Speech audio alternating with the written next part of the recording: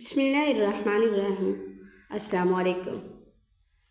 17 سال تک بے اولاد ہونے کے طعنے سننے کے بعد جب اللہ تعالیٰ نے میری سونی گود میں ایک چاند سی بیٹی ڈالی تو میں نے اس پر اپنی پوری زندگی وار دی، مگر عید سے صرف 2 دن پہلے جب میں خوشیوں کے تحفے لے کر اپنی بیٹی کے سسرال پہنچی تو وہاں کا منظر دیکھ کر میری روح کانپ اٹھی۔ میری معصوم بیٹی فرش پر گری رو رہی تھی اور اس کی ظالم ساس اس کے بال پکڑ کر چیخ رہی تھی کہ ہم نے اپنے بیٹے کے لیے کوئی شریف لڑکی نہیں بلکہ ایک بدکردار عورت گھر لے آئے ہیں۔ میں تڑپ کر اسے اپنے ساتھ گھر لے آئی، لیکن اسی رات اس کی دادی کو اچانک ہارٹ اٹیک آ گیا، اور جب دیر رات میں واپس آ کر اپنی بیٹی کے کمرے کا دروازہ کھولا تو میرے قدموں تلے سے زمین نکل گئی، کیونکہ میری بیٹی واقعی عید الاضحیٰ کی آمد میں بس 2 ہی روز باقی رہ گئے تھے، جب قربانی کی گہما گہمی کے دوران اچانک ممتا کے بے قرار جذبے نے میرے دل میں ایک عجیب سی ہلچل مچا دی، اور میں نے سوچا کہ کیوں نہ اس بار قربانی کی خوشیاں اپنی اکلوتی بیٹی کے آنگن میں بکھیر آؤں۔ میں بازار گئی اور اپنی ممتا کی بساط کے مطابق سب سے قیمتی اور دیدہ زیب لباس اپنی بیٹی کے لیے چنے، داماد کے لیے بھی نفیس تحائف اور عید کا سامان خریدا، اور صرف بیٹی ہی کیوں، سسرال کے مان کو اونچا رکھنے کے لیے نمرا کی ساس اور اس کی نند کے لیے بھی ریشم و زری کے جوڑے پسند کیے۔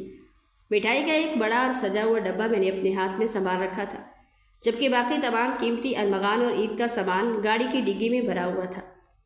میرے شوہر میرے ساتھ اس سفر پر نہ آ سکے، کیونکہ انہیں قربانی کے جانور اور دیگر خاندانی مصروفیات کی وجہ سے شہر میں کسی انتہائی ناگزیر اور ضروری کام کے لیے رکنا پڑا تھا۔ دوسری طرف گھر پر میری ساس کی طبیعت بھی ناساز تھی اور وہ اپنے تاریک کمرے میں گہری نیند سو رہی تھی، اس لیے میں نے انہیں جگانا یا ان کا سکون برباد کرنا مناسب نہ سمجھا، اور اکیلے ہی ڈرائیور کے ساتھ بیٹی کے شہر کی طرف روانہ ہو گئی۔ گاڑی جب نمرا کے اس عالیشان بنگلے کے سامنے جا کر رکی تو میرے دل کی دھڑکنیں بیٹی سے ملنے کی تڑپ میں تیز ہو رہی تھی، لیکن جیسے ہی میں نے گاڑی کا دروازہ کھول کر قدم باہر نکالا، وہاں موجود سیکیورٹی گارڈ نے آگے بڑھ کر میرے سامنے ایک مضبوط دیوار کی طرح خود کو کھڑا کر دیا۔ اس کے چہرے پر عجیب سی پریشانی اور خفگی تھی۔ وہ نظریں چراتے ہوئے کہنے لگا کہ محترمہ، معذرت خواہ ہوں، لیکن میں آپ کو اس چوکھٹ کے اندر جانے کی اجازت نہیں دے سکتا۔ بیگم صاحبہ یعنی نمرا کی ساس بلکہ اس میڈم کے سخت ترین احکامات ہیں کہ اندر کوئی قدم نہ رکھے۔ گارڈ کی یہ ناگوار بات سن کر میرے پاؤں تلے سے زمین نکل گئی۔ ایک ماں کو اپنی ہی بیٹی کے سسرال میں داخل ہونے سے روکا جا رہا تھا۔ میرے صبر کا پیمانہ لبریز ہو گیا۔ میں نے اس گارڈ سے طویل اور تلخ بحث کی، اپنی ممتا کا واسطہ دیا اور بالآخر اسے پیچھے دھکیل کر میں اس پر شکوہ بنگلے کے صدر دروازے کو پار کر کے اندر چلی گئی۔ اندر کا منظر دیکھ کر میرے جسم میں ایک سرد لہر دوڑ گئی۔ وہاں ہر طرف ایک عجیب اور خوفناک ہو کا عالم تھا۔ عید کے دنوں میں بھی سناٹا اس قدر گہرا تھا کہ ایسا لگتا تھا جیسے اس محل نما گھر میں کوئی زی روح بستا ہی نہ ہو۔ ایک قبرستان جیسی خاموشی چاروں طرف پھیلی ہوئی تھی۔ میں ابھی اس خوفناک خاموشی کا سبب سمجھنے کی کوشش ہی کر رہی تھی کہ اچانک اندرونی دالان اور ڈرائنگ روم کی سمت سے کسی کے چیخنے، چلانے اور تڑپ تڑپ کر رونے کی دردناک آوازیں گونجی۔ وہ آواز ہوا کے دوش پر تیرتی ہوئی جب میرے کانوں سے ٹکرائی تو میرا کلیجہ منہ کو آ گیا۔ ایک ماں اپنی اولاد کی سسکی ہزاروں کی بھیڑ میں بھی پہچان لیتی ہے۔ وہ رونے والی کوئی اور نہیں، میری اپنی جگر گوشہ، میری معصوم نمرا تھی۔ میری ممتا تڑپ اٹھی۔ ہاتھوں میں موجود مٹھائی کا ڈبہ اور سارا سامان وہی سنگ مرمر کے فرش پر گرا اور میں دیوانہ وار اندر کی طرف بھاگی۔ جب میں نے ڈرائنگ روم کا بھاری پردہ ہٹایا تو سامنے کا ہولناک منظر دیکھ کر میری آنکھوں کے سامنے اندھیرا چھا گیا۔ میری بیٹی فرش پر گری ہوئی تھی اور اس کی ظالم ساس بے رحمی سے اس کے بال پکڑ کر اسے زمین پر گھسیٹ رہی تھی اور اس پر وحشانہ تشدد کر رہی تھی۔ میرا دل دھک سے رہ گیا، روح کانپ اٹھی۔ اس لمحے مجھے شدید پچھتاوا ہوا کہ ہائے، میں نے کن بے حس اور ظالم غیروں میں اپنی پھول جیسی بیٹی کو بیاہ کر اپنے ہاتھوں سے اس کی زندگی جہنم بنا دی تھی۔ میں نے آگے بڑھ کر پوری طاقت سے اس ظالم عورت کو پیچھے دھکیلا اور تڑپتی ہوئی بیٹی کو اپنی آغوش میں سمیٹ لیا۔ مجھے دیکھتے ہی نمرا کے ضبط کے بندھن ٹوٹ گئے اور وہ میرے سینے سے لگ کر زاروں قطار رونے لگی۔ پورے 6 ماہ بیت چکے تھے، میں نے اپنی بیٹی کی صورت نہیں دیکھی تھی۔ میں اس کی یاد میں ہجر کے ایک ایک پل تڑپتی تھی، لیکن مجھے کیا معلوم تھا کہ وہ یہاں کس مقتل میں جی رہی ہے۔ دل ہی دل میں اللہ کا شکر ادا کیا کہ اچھا ہوا میں بنا بتائے چلی آئی، ورنہ ان سفید پوش درندوں کا یہ بھیانک چہرہ مجھ پر کبھی عیاں نہ ہوتا۔ ابھی میں نمرا کے آنسو پہنچ ہی رہی تھی کہ اس کے فرعون صفت ساز شیرنی کی طرح مجھ پر جھپٹی۔ اس کی آنکھوں میں نفرت کی آگ ابل رہی تھی۔ وہ غصے سے چلاتی ہوئی کہنے لگی کہ آ گئی آپ اپنی اس شرافت کا ڈھونگ رچانے والی بیٹی کا تماشا دیکھنے؟ ہمیں تو لگا تھا کہ اگر ہم اپنے سے کمتر، غریب اور متوسط طبقے کے لوگوں میں اپنے اکلوتے بیٹے کا رشتہ کریں گے تو آنے والی لڑکی کم از کم شریف، فرما بردار، شکر گزار اور وفادار تو ہوگی، لیکن ہمیں کیا معلوم تھا کہ ہم نے اپنے ہنستے کھیلتے گھر میں ایک انتہائی بدتمیز، مکار اور بدکردار لڑکی کو لا کر بٹھا دیا، بلکہ اس کے منہ سے اپنی بیٹی کے لیے بدکردار کا لفظ سن کر میرے کانوں میں سائنسیں ہونے لگی۔ وہ زہر اگلتی ہوئی مزید بولی کہ ہمارے خاندانی وقار اور انا کے مطابق تو اس لڑکی سے 1000 گنا بہتر اور امیر خاندانوں کے رشتے میرے بیٹے کے لیے لائن میں لگے تھے، لیکن میری بیٹی کی آنکھوں پر تو اس نمرہ کی محبت کی اندھی پٹی بندھی ہوئی تھی، اس لیے میں اس نام نہاد رشتے کے لیے مان گئی۔ لیکن اب اور نہیں، لے جائیے اپنی اس بدکردار بیٹی کو یہاں سے، اور ہمیشہ کے لیے بھول جائیے کہ اس کی اور میرے بیٹے کی کبھی کوئی شادی بھی ہوئی تھی۔ میں بہت جلد طلاق کے کاغذات آپ کے گھر بھجوا دوں گی۔ طلاق کا لفظ فضا میں گونجنا تھا کہ نمرہ ایک گہری آ بھر کر وہی قالین پر بے ہوش ہو کر گر پڑی۔ میں ساکت و جامد کھڑی اس سنگ دل عورت کو دیکھ رہی تھی جو میری بیٹی کی عفت اور کردار پر اتنے غلیظ، ناپاک اور گھنونے الزامات لگا رہی تھی۔ غیرت مادری نے جوش مارا۔ میرے لب کچھ کہنے کے لیے ہلے ہی تھے کہ اچانک میرے موبائل کی فون گھنٹی بج اٹھی۔ اس سنسنی خیز ماحول میں فون کی اسکرین پر میرے شوہر کا نام چمک رہا تھا۔ میں نے کانپتے ہاتھوں سے کال ریسیو کی تو دوسری طرف سے میرے شوہر کی ہچکیوں سے بندھی آواز۔ وہ روتے ہوئے کہہ رہے تھے کہ خدارا تم جہاں کہیں بھی ہو، سب کچھ چھوڑ کر فوراً اسپتال پہنچو۔ میری ماں کو اچانک دل کا شدید دورہ پڑا ہے، ان کی حالت انتہائی تشویشناک ہے، میں انہیں ایمرجنسی میں لے کر جا رہا ہوں۔ میں اپنی ساس کا سن کر میرے پاؤں تلے سے زمین نکل گئی۔ وہ صرف میری ساس نہیں تھی بلکہ میری سگی چچی بھی تھی، جنہوں نے مجھے ہمیشہ بیٹیوں کی طرح پالا تھا۔ ایک طرف میری بیٹی سسرال کے ظلم کا شکار ہو کر بے ہوش پڑی تھی اور دوسری طرف میری بوڑھی ساس زندگی اور موت کی جنگ لڑ رہی تھی۔ میں نے ہمت جمع کیے پاس ہی میز پر رکھے پانی کے جگ سے چند چھینٹے نمرہ کے زرد چہرے پر مارے۔ نمرہ نے نیمبا آنکھوں سے مجھے دیکھا، اس کے وجود میں جان نہ تھی۔ میں نے اس لڑکھڑاتی ٹوٹتی ہوئی بیٹی کو اپنے کندھے کا سہارا دیا، اسے گھسیٹتے ہوئے گاڑی تک لائی، ڈرائیور کو گاڑی تیز چلانے کا کہا اور اسے گھر لے آئی۔ گھر پہنچ کر میں نے نمرہ کو اس کے پرانے کمرے کے بستر پر لٹایا اور بنا کوئی پل ضائع کیے ڈرائیور کو ساتھ لے کر شوہر کے بتائے ہوئے اس ہسپتال کی طرف بھاگی جہاں میری ساس زندگی کی آخری سانسیں گر رہی تھی۔ ہسپتال کے اس سرد اور سفید گلیارے میں کئی گھنٹے سسپینس اور کرب میں گزرے۔ ڈاکٹروں کی تگ و دو کے بعد جب ساس کی حالت خطرے سے باہر ہوئی اور میں ذہنی کرب کے انگاروں پر چلتی ہوئی کئی گھنٹوں بعد واپس اپنے گھر لوٹی تو میرا پورا وجود تھکن اور خوف سے چور تھا۔ میں نے سوچا کہ جا کر نمرہ کو گلے لگاؤں گی، اس کے آنسو پونچھوں گی اور اس سے پوچھوں گی کہ آخر اس رات اس کے سسرال میں ہوا کیا تھا، اس کی ساس اسے بدکردار کیوں کہہ رہی تھی۔ مگر جیسے ہی میں نے نمرہ کے کمرے کا دروازہ کھولا تو سامنے کا منظر دیکھ کر میرے جسم کا سارا خون منجمد ہو گیا۔ میری آنکھیں پھٹی کی پھٹی رہ گئی، دل کی دھڑکن جیسے ہمیشہ کے لیے رک گئی ہو۔ جو کچھ میری آنکھوں کے سامنے تھا اس نے میرے شعور کو پاش پاش کر دیا۔ اس ہولناک حقیقت کو دیکھنے کے بعد میرے دماغ میں نمرہ کی ساس کے وہ عبرتناک الفاظ گونجنے لگے کہ ہم نے ایک بدکردار لڑکی سے اپنی بیٹی کو بیاہ دیا تھا۔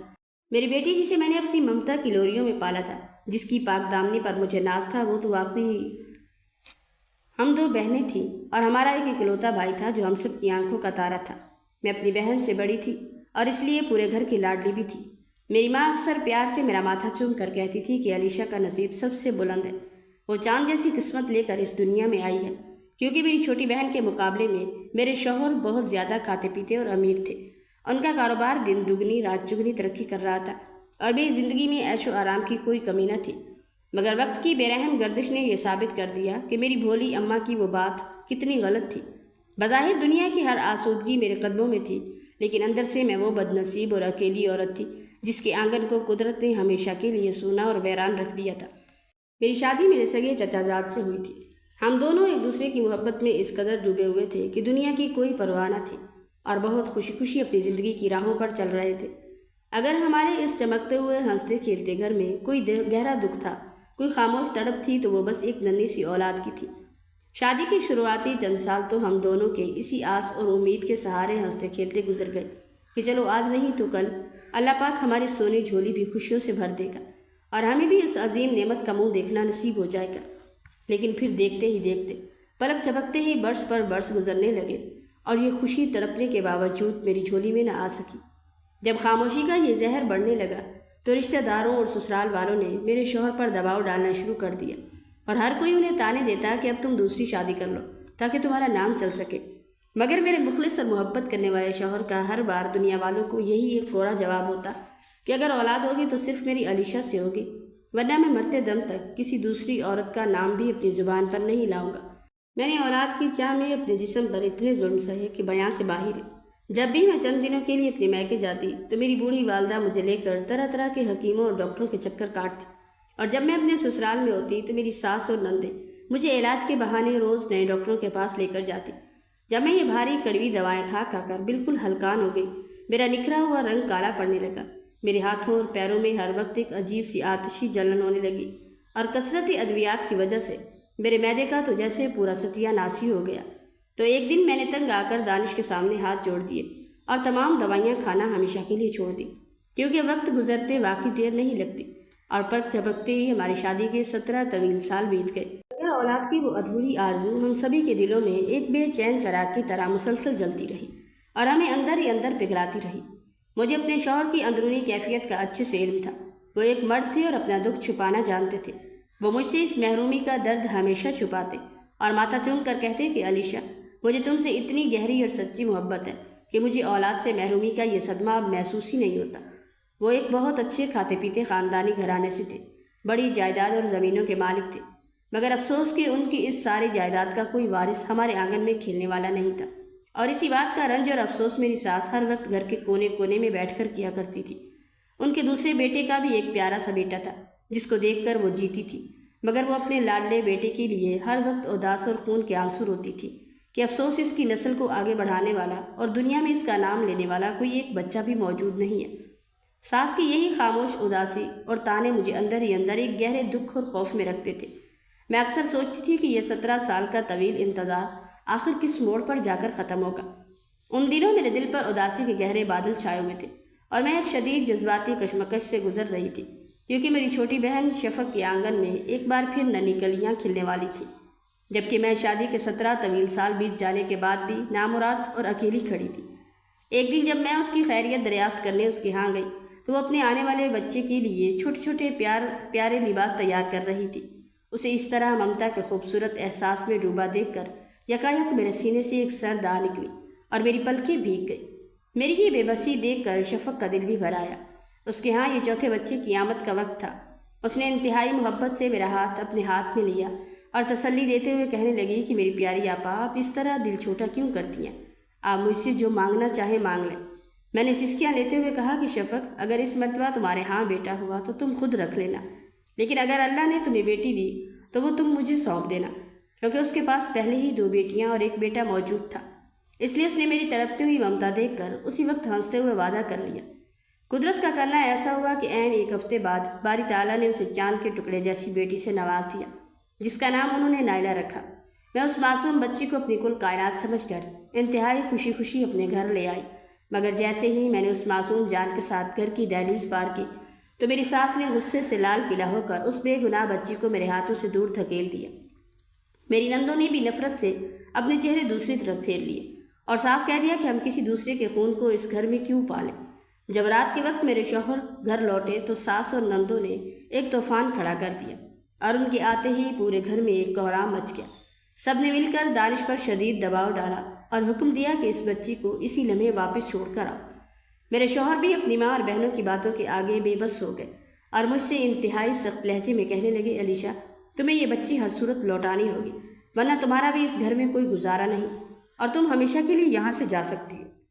میں شدید خوف اور ندامت کے باعث 2 روز تک اپنے میکے نہ جا سکی، کیونکہ مجھے سمجھ نہیں آ رہا تھا کہ میں اپنی سگی بہن کے سامنے کیا صفائی پیش کروں گی، اور وہ معصوم جان مجھے 2 ہی دنوں میں اپنی روح کا حصہ لگنے لگی تھی۔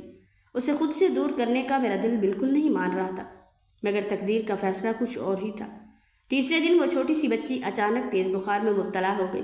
بچی کی بگڑتی ہوئی حالت دیکھ کر میرے ہاتھ پاؤں پھول گئے اور میں روتی ہوئی فوراً اسے واپس پہنچانے کے لیے گھر سے نکل پڑی۔ میں اس حالت میں راستے پر چلی جا رہی تھی کہ میری آنکھوں سے ساون بادوں کی طرح آنسو بہہ رہے تھے اور میری ہچکیاں اس قدر گہری تھی کہ جیسے زمین اور سارا آسمان میری بے بسی پر کانپ اٹھا۔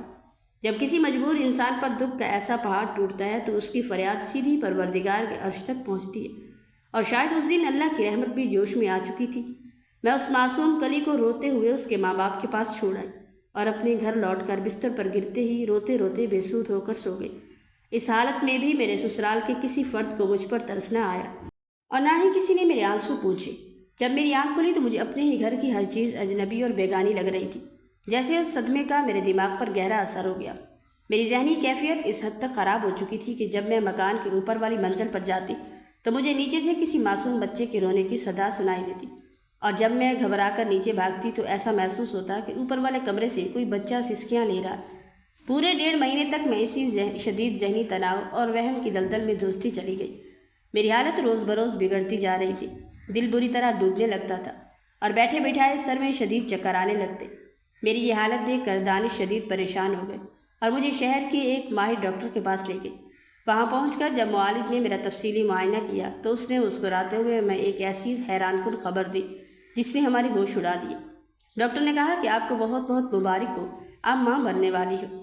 یہ مزدہ سن کر ایک پل کے لیے تو کسی کو اپنی سماعتوں پر یقین ہی نہیں آ رہا تھا کہ 17 سال کی طویل محرومی کے بعد یہ معجزہ کیسے ممکن ہو گیا۔ خیر باری تعالیٰ نے اپنے خاص کرم سے مقررہ وقت پر مجھے ایک انتہائی پیاری اور چاند جیسی بیٹی کی نعمت سے نواز دیا، جس کا نام ہم نے عنایہ رکھا، کیونکہ اس معصوم بچے کے معصوم قدم پڑتے ہی ہمارے اجڑے ہوئے گھر میں خوشیوں کی بہار آ گئی۔ اس لیے میں تو اسے ہمیشہ پیار سے گلشن ہی پکارا کرتی تھی۔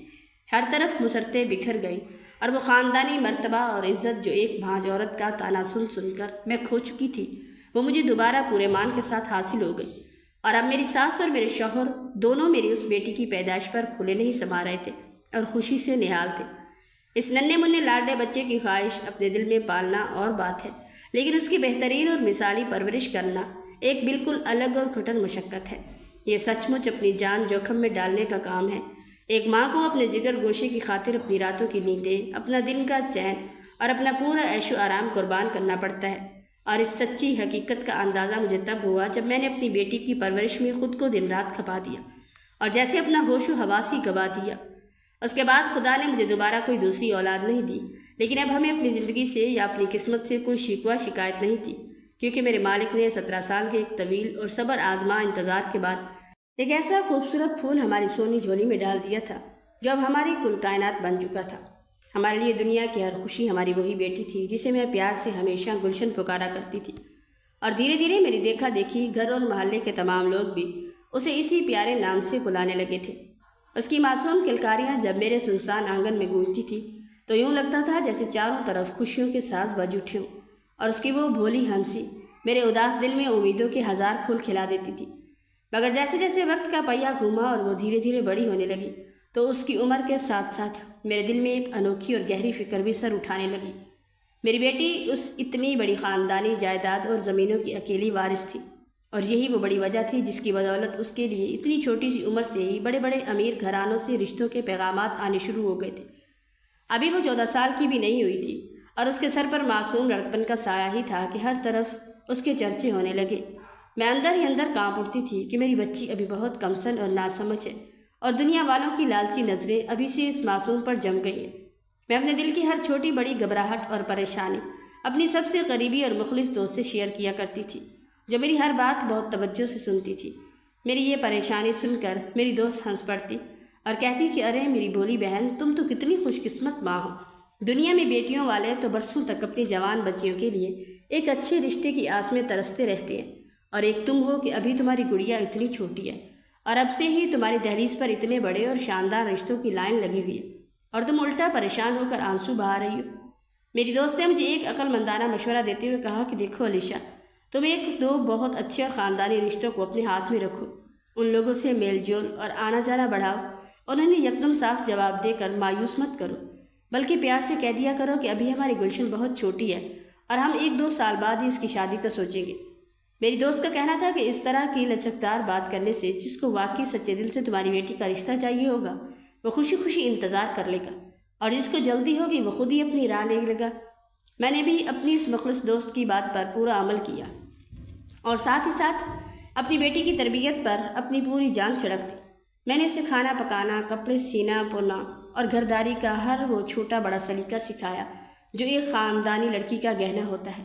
میری وہ دوست اکثر میری بیٹی کو دیکھ کر پیار سے کہا کرتی تھی کہ علیشہ، تمہاری یہ بیٹی نہ صرف چند آفتاب ہے بلکہ چند ماہتاب بھی ہے، یعنی اس کے روپ کے سامنے چاند اور سورج کی بھی روشنی مدھم پڑ جاتی ہے، بلکہ یہ سگڑ پن اور صورت میں بھی لاکھوں میں ایک ہے۔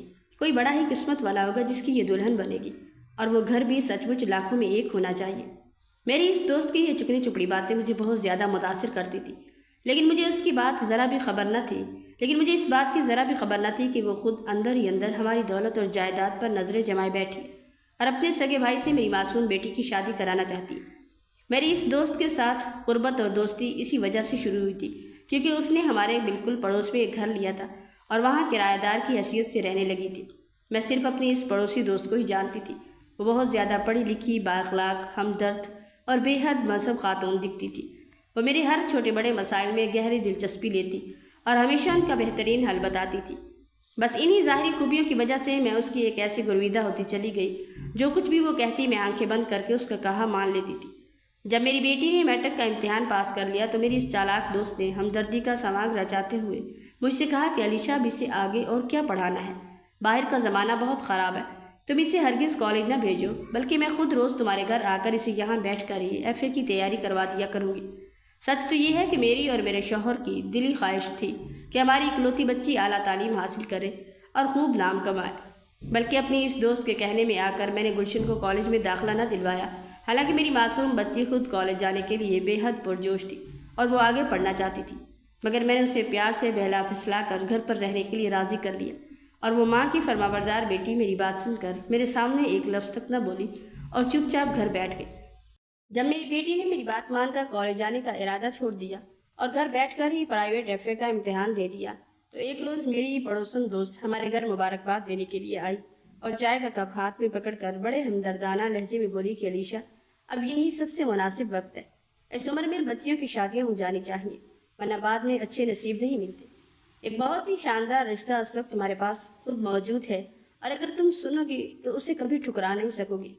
میں نے شدید تجسس اور امید کے ساتھ اس سے پوچھا کہ آخر کون ہے وہ لوگ اور کہاں کا رشتہ ہے۔ میری یہ بات سن کر وہ مسکرائی اور کہنے لگی کہ میرا چھوٹا بھائی شہریار ہے، وہ بہت پڑھا لکھا ہے، انتہائی خوبصورت ہے اور اسے کسی نوکری یا ملازمت کی کوئی ضرورت نہیں ہے کیونکہ ہمارے ابو بہت امیر کبیر آدمی ہیں، ان کا بینک بیلنس اور دولت سنو گی تو تمہارے ہوش اٹھ جائیں گے۔ یہ تو میں خود بھی اچھے سے جانتی تھی کہ میری اس دوست کا تعلق ایک بہت ہی کھاتے پیتے اور امیر گھرانے سے تھا کیونکہ اس کے والدین کا اپنا بڑا کاروبار تھا اور ان کا اصل گھر بھی بہت عالیشان تھا۔ جب بھی اس کے امیر رشتہ دار اس سے ملنے آتے تو وہ ایک لمبی سی چمکتی ہوئی گاڑی میں ہمارے محلے میں اترتے تھے، لیکن میں نے اپنی آنکھوں سے کبھی اس کے بھائی شہریار کو نہیں دیکھا تھا۔ میری اس دوست کی ایک شاندار اور بڑی کوٹھی شہر کے ایک نہایت ہی پوش اور مہنگے علاقے میں بن رہی تھی اور اسی وجہ سے وہ عارضی طور پر ہمارے پڑوس میں اس کرائے کے گھر میں رہ رہی تھی۔ یہ سب باتیں اس نے مجھے خود فخر سے بتائی تھی، تاہم اس کی روزمرہ کی شانہ رہن سہن سے بھی صاف اندازہ ہوتا تھا کہ وہ واقعی ایک بہت دولت مند گھرانے کی بیٹی ہے، اور وہ روز اتنے مہنگے اور قیمتی ریشمی کپڑے پہنتی تھی کہ اس کے ایک اکیلے سوٹ کی قیمت کے برابر تو میرے 10 اچھے سوٹ آ جاتے تھے۔ اس کی یہ چمک دمک اور امیرانہ انداز دیکھ کر میں اندر ہی اندر ایک نادان لالچ میں آ گئی۔ حالانکہ ان دنوں بھی میری بیٹی گلشن کے لیے خاندانی شریف لوگوں کے اور بھی بہت سارے اچھے رشتے آئے ہوئے تھے۔ خاص طور پر میری سگی نند میری بیٹی سے دلی پیار کرتی تھی اور اسے اپنی گھر کی بہو بنانے کی شدید آرزو رکھتی تھی، لیکن میری عقل پر تو جیسے میری اس چالاک دوست کی جھوٹی محبت اور امیرانہ زندگی کا ایک ایسا پردہ چڑھ چکا تھا۔ بیٹے کے رشتے کے لیے میرے میاں کو قائل نہ کر لیں کیونکہ اس کا اپنا بیٹا بھی ایک عام سی نوکری کرتا تھا۔ بہت سوچ سمجھ کر میں نے اپنے شوہر کو اس بات پر آمادہ کر لیا کہ ہم اپنی بیٹی کا رشتہ اپنی اس پڑوسی دوست کے بھائی سے طے کر دیتے ہیں، اور وہ میری ضد کے آگے راضی ہو گئی کیونکہ میں نے ان کے سامنے اس خاندان کی عمارت اور شان و شوکت کا نقشہ ہی ایسا کھینچا تھا کہ وہ حیران رہ گئے۔ انہوں نے بس اتنا کہا کہ علیشہ، شادی اتنی بڑی جائیداد میں کر رہے ہیں تو پہلے ایک بار لڑکا تو دیکھ لو۔ میں نے فوراً جواب دیا کہ دیکھ لیں گے، میری دوست کون سا دور رہتی ہے، ساتھ ہی تو گھر ہے، کسی دن وہ شہریار کو اپنے ہاں بلوا لے گی تو تسلی سے دیکھ لیں گے۔ جب میں نے اپنی سہیلی سے یہ بات کی تو وہ بڑی ہوشیاری سے بولی کہ علیشہ، فی الحال تم یہ تصویر دیکھ لو کیونکہ شہریار تو کسی بزنس کے سلسلے میں لندن گیا ہوا ہے، جیسے ہی وہاں سے آئے گا تو میں خود اسے تمہارے گھر لے کر آ جاؤں گی۔ پھر اس نے مجھے اپنے موبائل میں ایک تصویر دکھائی جس میں ایک انتہائی خوبصورت، معصوم اور دبلا پتلا نوجوان نظر آ رہا تھا۔ وہ تصویر دیکھتے ہی مجھے بہت اچھی لگی اور میں نے بنا سوچے سمجھے رشتہ پکا کر دیا۔ اگلے ہی روز میری وہ دوست اپنے والدین کو ساتھ لے کر مٹھائی اور سونے کی انگوٹھی لے کر ہمارے گھر آ گئی اور یوں میری معصوم بیٹی کی منگنی شہریار سے ہو گئی۔ ہم سب اس رشتے پر پھول نہیں سما رہے تھے اور میرے دل میں یہ غرور آ گیا تھا کہ اب میری بیٹی سسرال میں راج کرے گی اور ہم سے بھی زیادہ اونچے اور امیر گھرانے کی مالکن بن جائے گی۔ منگنی کے بعد اب ہمارا روز کا اسرار تھا کہ ہم شہریار سے ملے، اسے سامنے دیکھے، مگر میری وہ دوست ہر بار یہی بہانہ بناتی کہ جیسے ہی وہ لندن سے واپس آئے گا تو میں خود تم لوگوں کو ملا دوں گی۔ آخرکار وہ دن بھی آ ہی گیا جب میری اس سہیلی نے مسکراتے ہوئے کہا کہ کل آپ لوگ میرے والدین کے اصل گھر چلنا، شہریار لندن سے لوٹ آیا ہے اور اسی بہانے تم لوگ ہمارا خاندانی گھر بھی دیکھ لینا، ہم اپنی اس دوست کی بڑی سی گاڑی میں بیٹھ کر اس کے والدین کے اس محل نما گھر جا پہنچے جہاں کی ہر چیز حد سے زیادہ قیمتی، نایاب اور بے حد نفیس تھی۔ وہاں کے بڑے سے گیراج میں دو عالیشان چمکتی ہوئی گاڑیاں کھڑی تھیں اور میں ان لوگوں کی یہ بے پناہ شان و شوکت دیکھ کر بالکل دنگ رہ گئی۔ میرے دل میں آیا کہ اتنی عمارت ہونے کے باوجود ان کی طبیعت میں کتنی سادگی اور اعلیٰ اخلاق ہے، اور یہ سب میں نے اللہ کا خاص کرم سمجھا۔ خیر انہوں نے ہمیں اپنے شاندار ڈرائنگ روم میں بٹھا دیا اور بڑی خاطر مدارت اور تواضع کرنے کے بعد ہمیں اندر ایک پردے والے کمرے میں لے گئے جہاں ان کا فرزند بیڈ پر لیٹا ہوا ٹی وی دیکھ رہا تھا۔ لڑکا شکل و صورت کا واقعی بہت اچھا تھا۔ تبھی میری دوست دھیرے سے بولی کہ اسے ہلکا سا بخار ہے، اس لیے یہ کمرے سے باہر نہیں نکلا۔ خیر ہم نے دور ہی سے لڑکے کو دیکھا تو ہمیں بہت پسند آیا۔ وہ ہماری طرف دیکھتے ہوئے عجیب نظروں سے مسکرایا اور شرما رہا تھا۔ ہم نے سوچا کہ وہ بہت شریف اور شرمیلا ہے، اس لیے وہ ہمارے سامنے نہیں آ رہا۔ ہم نے بھی اس وقت زیادہ بات چیت پر اصرار نہیں کیا اور انتہائی خوشی خوشی اپنے گھر واپس آ گئے۔ اس کے بعد میری اس دوست کے والدین اکثر ہمارے گھر آنے جانے لگے اور ہم بھی ان کی بہت خاطر توازی کرتے۔ میں نے گلشن کو بھی شہریار کی وہ تصویر دکھا دی اور اس نے تصویر دیکھ کر کوئی منفی رد عمل ظاہر نہیں کیا۔ شاید میری معصوم بچی نے یہی سوچا ہوگا کہ اس کے والدین نے اس کے مستقبل کے لیے جو بھی فیصلہ کیا ہے وہ بالکل ٹھیک ہی ہوگا۔ انہی دنوں میری بیٹی کے نام پر ایک بہت بڑا پرائز بانڈ نکل آیا تھا۔ وہ کافی بڑی رقم ہمارے ہاتھ لگی تھی تو اب ہمارے پورے گھر میں خوشی کی ایک لہر دوڑ گئی۔ میری وہ دوست اس خوشی کے موقع پر ہمیں مبارکباد دینے آئی اور ساتھ ہی کہنے لگی کہ اب میرے والدین شادی کی تاریخ مانگ رہے ہیں۔ میں نے خوش ہو کر کہا کہ جب ان کا دل چاہے وہ تاریخ لینے آ جائے، لیکن میری ایک شرط ہے کہ اس بار شہریار کو ہمارے گھر لازمی ساتھ لے کر آنا۔ اس پر اس نے پھر ایک نیا بہانہ بنا دیا کہ وہ بزنس کے ضروری کام سے کسی دوسرے ملک گیا ہوا ہے۔ خیر اب گھر میں شادی کی تیاریاں بہت زور و شور سے ہونے لگی۔ گلشن بھی اپنے آنے والے کل کے لیے خوش نظر آنے لگی تھی اور میں نے اس کے جہیز کی ہر ایک چیز اس کی اپنی پسند کی خریدی تھی۔ شادی کے دن قریب آئے تو گلشن کو مایوں میں بٹھا دیا گیا۔ پیلے جوڑے میں وہ سچ مچ بہت خوبصورت لگ رہی تھی اور اس کے چہرے پر ایک حیا کی خوشی تھی۔ مگر جب ہم مہندی کی رسم لے کر ان کے گھر گئے تو وہاں کا ماحول دیکھ کر میرے دل میں ایک عجیب سا سسپینس جاگا، کیونکہ وہاں کوئی خاطر خواہ مہمان نظر نہیں آ رہے تھے اور پوچھنے پر پتہ چلا کہ دولہے میاں یعنی شہریار کو تیز بخار ہے اور وہ اندر کمرے میں تقریباً بالکل بے سود پڑا ہوا ہے، جس نے میری روح کو لرزا کر رکھ دیا۔ ہم بہت زیادہ فکر مند ہو گئے۔ تب میری اس چالاک دوست نے ہمیں تسلی دیتے ہوئے کہا کہ آپ لوگ بالکل فکر نہ کریں، ڈاکٹر نے بتایا کہ اسے صرف معمولی سا بخار آیا ہے اور کچھ تھکاوٹ بھی تھی، کیونکہ وہ پچھلے کئی دنوں سے شادی کے انتظامات میں اکیلا ہی مصروف رہا ہے۔ شادی کے کارڈ وغیرہ چھپوانے اور انہیں بانٹنے کے علاوہ اس نے بہت سارے کام اپنے ذمے لے لیے تھے۔ خیر ہم نے اس رات دولہے کو مہندی نہیں لگائی کیونکہ وہ منہ پر چادر اوڑھے گہری نیند سو رہا تھا۔ اس وقت میرے دل میں ایک ہلکا سا وہم جاگا کہ پہلے بھی جب ہم اسے دیکھنے گئے تھے تو انہوں نے یہی کہا تھا کہ اسے بخار ہے۔ خیر میں نے سوچا کہ یہ محض ایک اتفاق بھی ہو سکتا ہے۔ ہم تھوڑی دیر وہاں ان کے گھر بیٹھے اور پھر واپس آ گئے۔ دل کو یہی تسلی دی کہ کوئی بات نہیں، شادی کے روز اپنے سارے ارمان نکالیں گے۔ بالآخر شادی کا وہ بڑا دن بھی آ گیا۔ میری بیٹی تیار ہونے کے لیے بیوٹی پارلر جا رہی تھی اور جب وہ دلہن بن کر گھر آئی تو میں کیا بتاؤں کہ وہ کتنی قیامت خیز خوبصورت لگ رہی تھی۔ سرخ جوڑے میں وہ بالکل کسی حور جیسی دکھتی تھی۔ میں بار بار آگے بڑھ کر اس پر آیت الکرسی دم کر رہی تھی، اس کی نظر اتار رہی تھی۔ میرا دل ایک طرف بہت خوش تھا تو دوسری طرف بیٹی کی جدائی کے غم میں حد سے زیادہ اداس بھی تھی۔ میری آنکھوں کا نور، میرے دل کی ٹھنڈک، میری اکلوتی شہزادی آج ہمیں ہمیشہ کے لیے چھوڑ کر اپنے نئے گھر جا رہی تھی۔ طے شدہ وقت کے مطابق رات کے ٹھیک 8 بجے بارات کو ہمارے ہاں آنا تھا، لیکن وقت گزرتا گیا۔ 8 سے 9، 9 سے 10 اور پھر رات کے 12 بجنے کو آئے، مگر بارات کا دور دور تک کوئی نام و نشان نہ تھا۔ شادی حال میں موجود ہم سبھی لوگ سخت متفکر اور شدید پریشان تھے۔ جب مجھ سے مزید صبر نہ ہوا تو میں نے گھبرا کر اپنی اس دوست کو فون کیا اور پوچھا کہ تم لوگ کہاں رہ گئے ہو، تو اس نے عیاری سے اپنا فون اپنے والد کو پکڑا دیا۔ میرے شوہر نے ان کے والد سے سخت لہجے میں سوال کیا کہ بھائی آپ لوگ بارات لے کر کب آ رہے ہیں، سب مہمان کب سے انتظار کر رہے ہیں۔ تو انہوں نے دوسری طرف سے انتہائی اطمینان سے جواب دیا کہ بس آپ لوگ صرف 10 منٹ انتظار کیجیے، ہم سب لوگ بارات لے کر بالکل راستے میں ہی ہیں اور بس پہنچنے والے ہیں۔ یوں ہم لوگ حال میں بیٹھے رات کے 11 اور 12 بجے تک خون کے آنسو روتے ہوئے انتظار کرتے رہے، مگر بارات نہ آئی۔ عزت افزائی کا تماشا بن چکا تھا اور ہمارے قریبی رشتہ دار اور سبھی مہمان ایک ایک کر کے جا چکے تھے۔ بالآخر رات کے ٹھیک 12 بجے بارات ہمارے حال میں پہنچی۔ مگر جیسے ہی ہماری نظر صدر دروازے پر پڑی ہمارے ہوش اڑ گئے، کیونکہ بارات کے ساتھ دولہا موجود ہی نہیں تھا۔ یہ ہولناک منظر دیکھ کر میری سبھی نندیں، میں اور میرے شوہر بری طرح حیران و پریشان رہ گئے۔ تبھی میری وہ دوست بھاگتی ہوئی میرے پاس آئی اور مکارانہ انداز میں کہنے لگی، علیشہ، دولہے کی طبیعت اچانک بہت زیادہ خراب ہو گئی تھی، اس لیے وہ ساتھ نہیں آ سکا۔ چونکہ نکاح کے کاغذات پر دستخط تو پہلے ہی ہو چکے ہیں اور نکاح ہو چکا ہے، تو کیوں نہ ہم اب رخصتی کی رسم کر دیں تاکہ خاندان میں کوئی تماشا نہ بنے۔ یوں اس سنسنی خیز اور دردناک موڑ پر عزت کے خوف سے اپنے دل پر پشیمانی کا ایک بہت بڑا پتھر رکھ کر ہم نے اپنی معصوم اور اکلوتی بیٹی گلشن کو اس کے سگے دولہے کے بغیر ہی روتے ہوئے رخصت کر دیا۔ ساری رات میں بستر پر کروٹیں بدلتے رہ گئی۔ میری روتے روتے آنکھیں سوج چکی تھی اور دل کسی انجانے خوف سے بری طرح دھڑک رہا تھا۔ صبح ہوتے ہی میں کچھ ناشتہ لے کر اپنی بیٹی کے اس عالیشان گھر پہنچی تو وہ وہاں انتہائی اداس اور اکیلی بیٹھی ہوئی تھی۔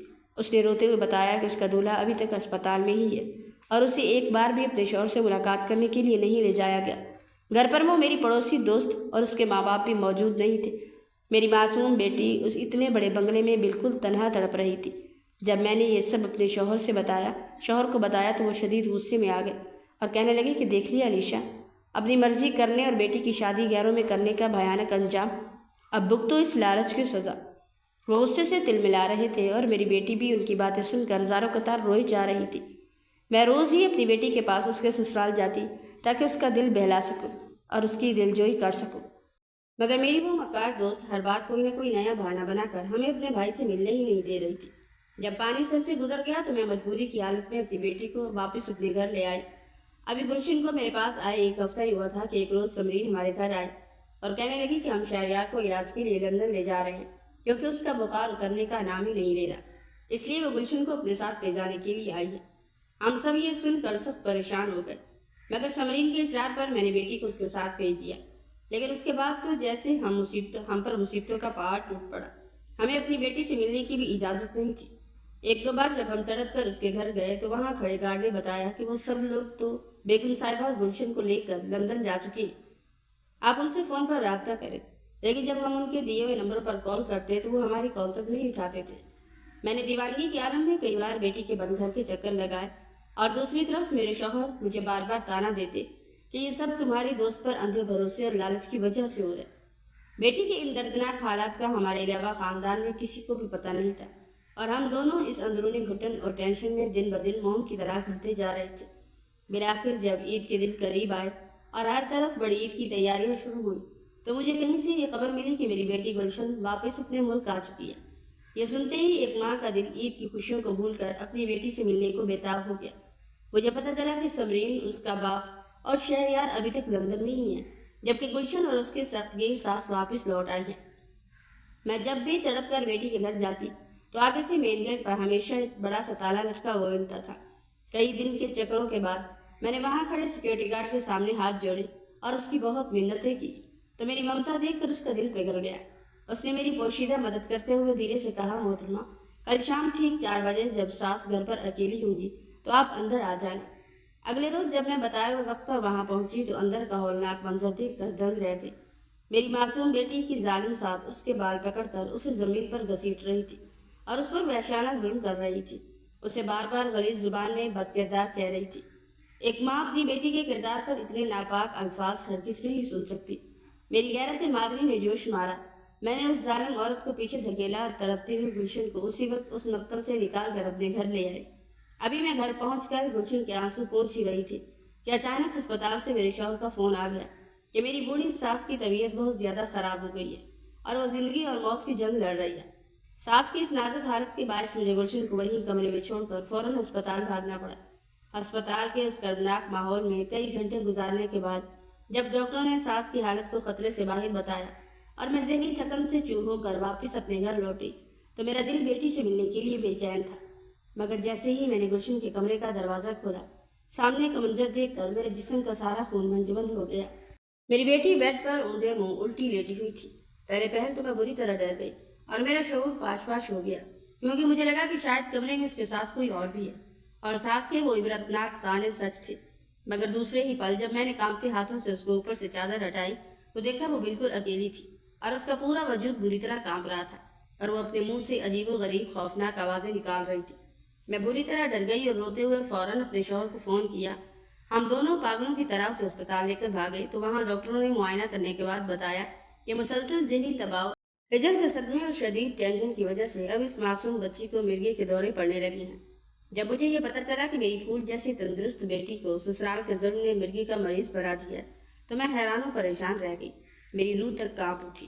میں دن رات روتی اور سوچتی تھی کہ کاش کہیں وہ سمرین یا اس کی ظالم ماں مجھے ملے تو میں ان کا گریبان پکڑ کر پوچھوں گی کہ میری معصوم بیٹی نے آخر تم لوگوں کا کیا بگاڑا تھا جو اس کی پاک دامنی اور زندگی کے ساتھ تم لوگوں نے ایسا بھیانک اور گھناؤنا سلوک کیا۔ میری بیٹی کو اس ہولناک صدمے سے نکلنے اور سنبھلنے میں پورے 3 مہینے لگ گئے۔ ہم نے دن رات ایک کر کے اس کا علاج کروایا اور بالآخر 1 سال طویل عرصے کے بعد وہ اللہ کے فضل سے مکمل طور پر صحت یاب ہو گئی اور اس کے چہرے پر زندگی کی رونق واپس لوٹ آئی۔ میری معصوم بچی اب شادی کے نام سے بھی بری طرح ڈرنے لگی تھی اور اس کے دل پر ایک گہرا خوف بیٹھ چکا تھا۔ ایک روز ہم دوا لینے کے لیے شہر کے اسی اسپتال گئے تو وہاں اچانک میری ملاقات سمرین سے ہوئی جو کچھ دن پہلے ہی لندن سے واپس آ چکی تھی۔ اسے سامنے دیکھ کر میری رگوں میں خون کھول اٹھا۔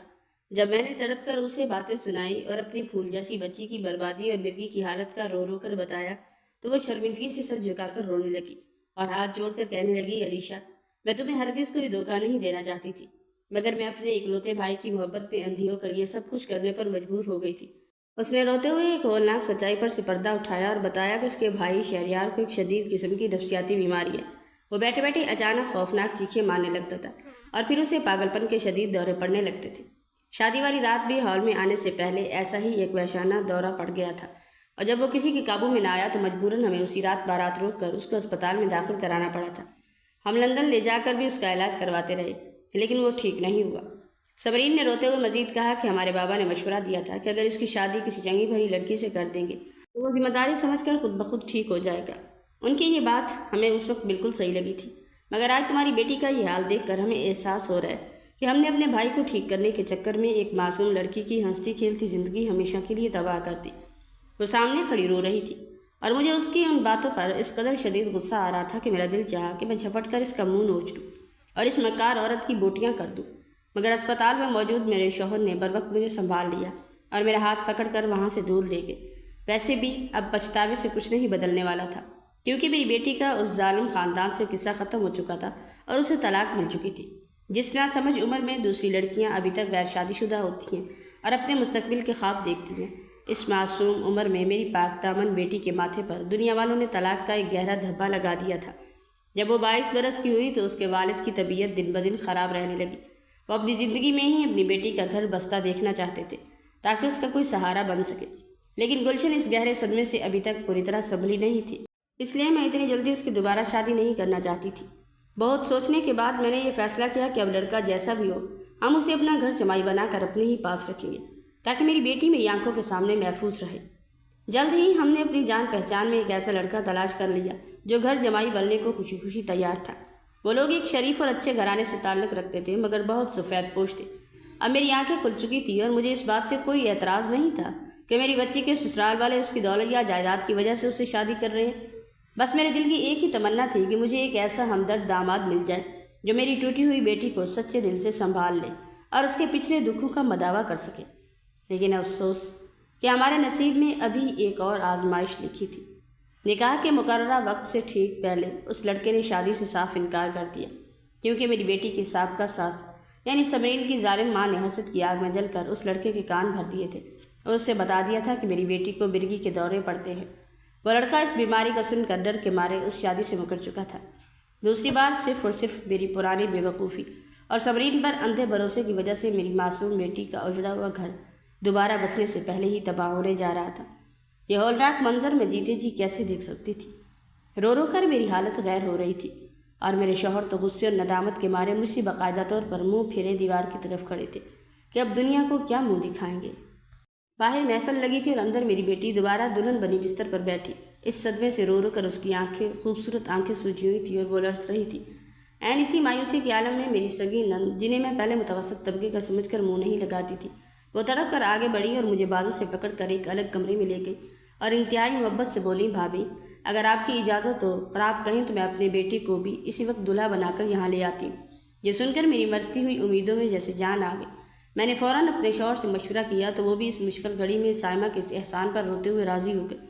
تبھی اسی وقت میری نند اور ان کے شوہر دوڑے ہوئے اپنے گھر گئے اور اپنے بیٹے کو ساری صورتحال سچ سے سمجھائی اور کہا کہ بیٹا آج ایک معصوم لڑکی اور اس کے مجبور والدین کی عزت کا پاس رکھنا ہے۔ سلیم ایک انتہائی ہمدرد، نیک اور اعلیٰ ظرف کا لڑکا تھا۔ وہ اپنے والدین کے کہنے پر اور ہماری عزت بچانے کے لیے فوراً راضی ہو گیا۔ اس نے اپنے والدین کے ساتھ ساتھ ہماری ڈوبتی ہوئی علاج بھی رکھ لی۔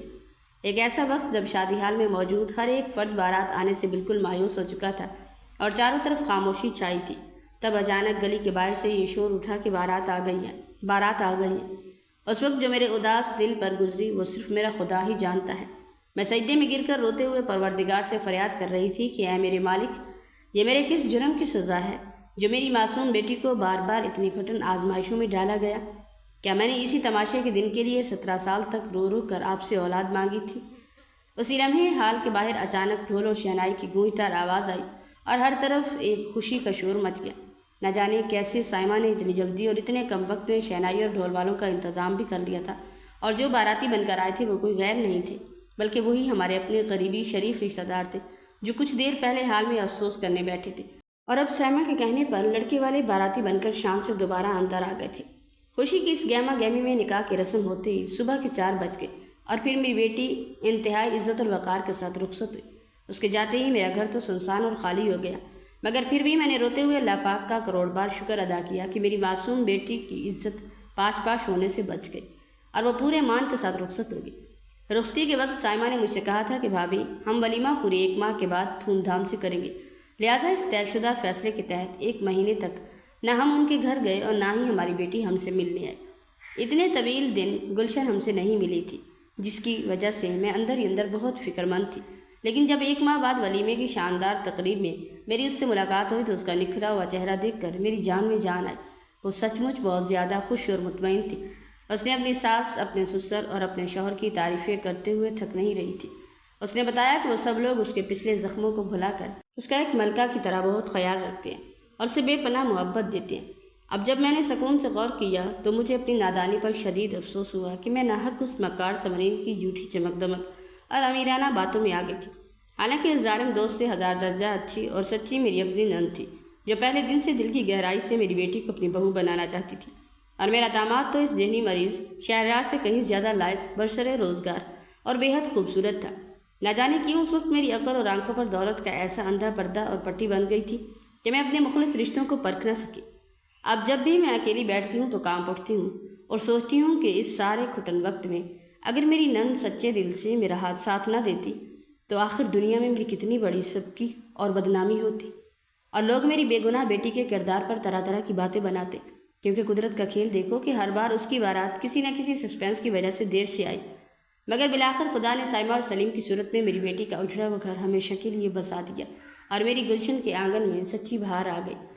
ماضی کی ان تمام تلخ یادوں کو پیچھے چھوڑ کر جب ہماری زندگی میں سکون آیا تو میرے شوہر نے ایک دن مجھ سے کہا کہ علیشہ، اللہ نے ہمیں اتنی خوشیاں دی ہیں، اب ہمیں اس کے گھر کا شکرانہ ادا کرنے چلنا چاہیے۔ بس پھر کیا تھا، ہم نے فوراً عمرے کی تیاریاں شروع کر دی۔ دل میں ایک عجیب سا سرور اور آنکھوں میں مکے اور مدینے کی تڑپ تھی۔ ہم نے دن رات ایک کر کے ادھر ادھر سے سارا ضروری سامان اکٹھا کیا، احرام خریدے اور اپنے جانے کی تمام تر تیاریاں مکمل کر لی۔ جب ہم عمرے کی اس خوبصورت اور یادگار تیاری کے بعد باری تعالیٰ کے مبارک سفر پر روانہ ہوئے اور مکہ مکرمہ پہنچے تو وہاں اس پاک اور بابرکت سفر کے دوران جب میں خانہ خدا کے بالکل سامنے کھڑی رو رو کر دعائیں مانگ رہی تھی تو وہاں میری ملاقات ایک بار پھر سمرین سے ہوئی۔ اسے اتنے سالوں بعد اچانک اپنے سامنے دیکھ کر ماضی کے سارے زخم ہرے ہو گئے اور میں نے نفرت سے اپنا منہ دوسری طرف پھیر لیا، مگر وہ روتی ہوئی میرے قریب آئی اور معافیاں مانگتے ہوئے گریا کرنے لگی۔ وہ تڑپ کر کہنے لگی، علیشہ، ہم نے آپ لوگوں کے ساتھ بہت برا کیا تھا اور ایک معصوم لڑکی کی بد دعا نے ہمیں کہیں کا نہیں چھوڑا، ہمیں اپنے کیے کا صلہ دنیا میں ہی مل گیا ہے۔ میرا بھائی شادی کے بعد پورے 1 سال تک بستر پر مفلوج پڑا رہا، پاگل پن کے دوروں نے اس کا جسم چاٹ لیا اور پھر وہ تڑپ تڑپ کر اپنے خالق کے حقیقی سے جا ملا۔ ہماری ساری دولت اور جائیداد دھری کی دھری رہ گئی۔ خدا گیری آپ لوگ ہمیں معاف کر دیجیے، ہم نے آپ کی پاک دامن بیٹی کے ساتھ بہت غلط سلوک کیا تھا۔ اس کی دردناک باتیں سن کر بھی میرا دل نہ پگھلا۔ میں نے ایک بار پھر غصے سے اپنا منہ پھیرا اور اسے اسی حال میں روتا ہوا چھوڑ کر وہاں سے چلی گئی۔ وہ دور تک حسرت بھری نظروں سے مجھے دیکھتی رہی۔ جب ہم اپنے ہوٹل کے کمرے میں آئے تو میرے شوہر کہنے لگے، علیشہ، اگر وہ اتنے مقدس مقام پر تم سے گڑ گڑا کر معافی مانگ رہی تھی تو تمہیں اسے معاف کر دینا چاہیے تھا۔ ویسے بھی اب ہماری بیٹی گلشن اس ذہنی مریض سے 1000 درجے اچھی اور پرسکون زندگی گزار رہی ہے۔ میں نے تڑپ کر جواب دیا کہ میں مرتے دم تک اس عورت اور اس کے خاندان کو کبھی معاف نہیں کروں گی جس کی جھوٹی چمک اور عیاری کی وجہ سے میری اکلوتی بیٹی اتنے بھیانک اور دردناک تجربے سے گزری اور موت کے منہ تک پہنچ گئی۔ میری عزت پر میرے شوہر نے خاموشی اختیار کر لی کیونکہ وہ ایک ماں کے دل کا دکھ جانتے تھے۔ خدا کا کرنا ایسا ہوا کہ ہماری نند سائمہ کا بیٹا شہزاد جو ایک نجی کمپنی میں عام سے ملازمت کرتا تھا، اس کی محنت رنگ لائی اور کمپنی میں اس کی بہت بڑی ترقی ہو گئی۔ اب وہ مہینے کا لاکھوں روپے کمانا لگا تھا۔ ان لوگوں نے اپنے اس حلال کمائی سے شہر کے ایک انتہائی پوش اور مہنگے علاقے میں ایک چھوٹا سا خوبصورت بنگلہ خرید لیا جو ان 4 لوگوں کی رہائش کے لیے بہت بہترین اور شاندار تھا۔ سچ تو یہ ہے کہ ہمارے بعد بھی ہماری اتنی بڑی خاندانی جائیداد اور سب کچھ ہماری اسی بیٹی کا ہی ہونا تھا۔ میں یہ سب دیکھ کر دل ہی دل میں بہت خوش اور نہال تھی۔ اب مجھے یقین ہو گیا تھا کہ میری بیٹی اپنی ماں کی طرح ادھورا نصیب لے کر اس دنیا میں نہیں آئی تھی، بلکہ اس کا بخت مجھ سے بھی کہیں زیادہ بلند اور روشن تھا۔ شادی کے دوسرے سال اللہ پاک نے میری بیٹی کو 2 نہایت ہی پیارے جڑواں بیٹوں کی نعمت سے نوازا۔ نانی بننے کی اس خوشی میں دیوانوں کی طرح بار بار اپنے معصوم نوازوں کے صدقے اتار رہی تھی اور ان کی نظر اتار رہی تھی کہ اب میرے آنگن میں سچی خوشیوں کا میلہ لگ چکا تھا۔ اس خوشی کے کچھ عرصے بعد سلیم کی قابلیت کی وجہ سے اس کی ایک بہت بڑی بیرون ملک نوکری لگ گئی اور وہ میری بیٹی اور بچوں کو اپنے ساتھ لے کر ہمیشہ کے لیے غیر ملک چلا گیا۔ اب میں روز ہی ویڈیو فون پر اپنی بیٹی سے گھنٹوں بات کرتی ہوں اور وہاں اپنے شوہر اور بچوں کے ساتھ حد سے زیادہ خوش اور پرسکون ہے۔ اسے یوں ہنستا مسکراتا اور آباد دیکھ کر میرے دل کو جو سکون ملتا ہے وہ بیان نہیں کر سکتی۔ سائمہ اور سلیم کی سچی محبت کا یہ معجزہ تھا کہ میری بیٹی کو اس کے بعد زندگی میں دوبارہ کبھی بھی مرگی کا کوئی دورہ نہیں پڑا اور اب اس کی صحت اور روح پہلے سے بھی زیادہ اچھا اور نکھر چکا تھا۔ سچ ہی تو ہے کہ لالچ کی جھوٹی چمک انسان کو مقتل کی طرف لے جاتی ہے، جبکہ مخلص اور خاندانی رشتے انسان کی اجڑی ہوئی دنیا کو دوبارہ گلزار بنا دیتے ہیں، اور میری گلشن کی زندگی اس بات کا سب سے بڑا ثبوت بن چکی تھی۔